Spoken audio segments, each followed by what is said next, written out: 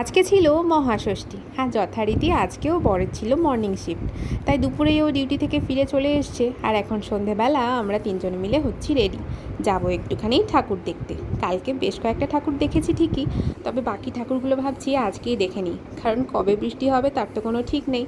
এদিকে আমি মোটামুটি যেটুকু মেকআপ জানি সেটাই সবকটাই আমি নিজের ওপর অ্যাপ্লাই করে নিচ্ছি, তার কারণ বছরে একবারই হবে দুর্গাপুজো, তো একটু সাজুগুজু না করলে হয় বলো। এই যে তিনজনে হয়ে গেছি রেডি, আর আজকে আমি আর আমার মেয়ে একদম ম্যাচিং ম্যাচিং।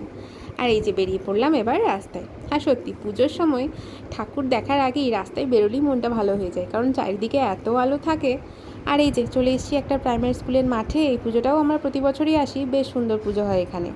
তো প্রথমে এখানেই চলে এসেছিলাম, তারপর ফেরার পথে এই যে ডাকাতকালী মায়ের মন্দিরে একটু প্রণাম করে তারপর চলে এলাম এই মণ্ডপটাতে। আর এই মণ্ডপটা সত্যি আমি তো একদম মন্ত্রমুগ্ধ।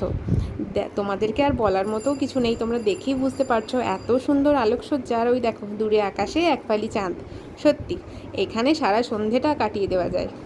আমরা এখানে বেশ অনেকক্ষণই ছিলাম। আর তারপর ফেরার পথে এই যে চলে এসেছি পেট পুজো করতে। মেয়ের বায়না ধোসা খাবে, তাই মেয়ের জন্য নিয়েছি একটা প্লেন ধোসা, আর আমাদের জন্য মশলা ধোসা। যদিও বলেছিলাম একটু ঝাল কম দিতে, অল্প অল্প ঝাল ছিল ঠিকই, তবে মেয়েকে দেখো এই দেখো ফু দিয়ে দিয়ে গরম ধোসা কি সুন্দর খেয়ে নিল। এই যে আমিও বসে পড়েছি মশলা ধোসা নিয়ে, আর তারপর নিয়েছিলাম একটুখানি স্টিম মোমো। আর মোমোটা ছিল ভীষণ গরম, এমনিতে আমি গরম খাবারের কোনো স্বাদই পাই না, তাই দেখো ফু দিয়ে দিয়ে কেমন খাচ্ছি। তো চলো আজকের মতো ভিডিওটা এখানেই শেষ করছি। ভালো লাগলে লাইক করে দিও, চ্যানেলটা সাবস্ক্রাইব করে দিও। দেখা হচ্ছে অন্য একটা ব্লগে। টাটা।